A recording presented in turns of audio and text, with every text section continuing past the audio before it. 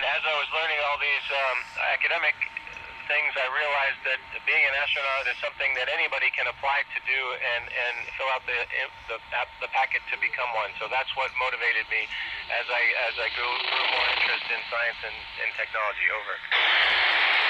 We do follow the news and we follow sports. We can occasionally get on the internet, but we have daily news and daily sports broadcasts recorded and sent up to us. So this is how we follow along, especially when there's big sporting events going on.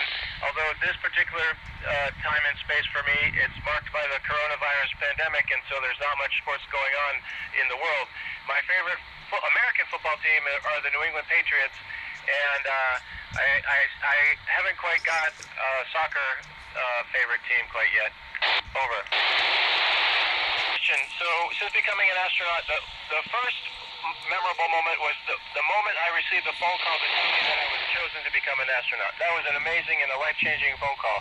The second moment that really sticks with me is when I was called by the chief astronaut to tell me that I was going to be on my first mission. And that was a year and a half of training to launch on the space shuttle.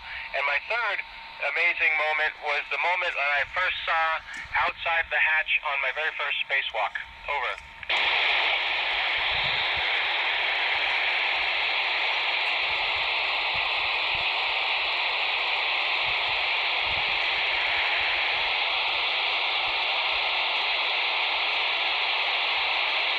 Elena, that's an easy one for us because we very much know our goals.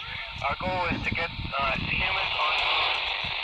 We will very likely take a intermediate step and return people to the moon sometime in the next handful of years as we sort that out. But by the time you are an astronaut, Elena, I think we will have people going to Mars. Over. The space station, it sounds a lot the same as what you're used to. We have a lot of background noises, fans, machinery noises, and pumps. So it's a little bit noisy inside the space station. Outside the space station, it's a vacuum of space, and the sound does not propagate through the vacuum. So there's really nothing to hear out there. Over. The space station, we've been very fortunate that we haven't had too many serious accidents, although one that I'm very familiar with was during a spacewalk 7 years ago. I was with an Italian astronaut named Luca Parmitano when his spacesuit malfunctioned and water was flowing into his helmet and filling up the inside volume of his helmet. We had to hurry up and get back in to get his helmet off. Over. We understand that there's a giant chemical reaction that's about to happen underneath us and launch us to space. You don't feel the velocity, you feel the accelerations. So it's during this 8.5 minutes where the rocket is accelerating you and pushing you faster and faster that you feel pushed to the back of your seat. Are we scared?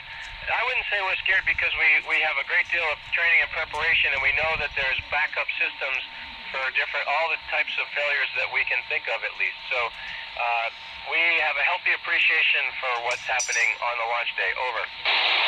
This time, our bodies definitely have to get used to it. It takes several days to feel semi-normal, and it takes several weeks, probably like a month, to feel completely normal. In those first couple of days, we're not allowed to drive a car. We are very wobbly and need assistance with simple things like going downstairs.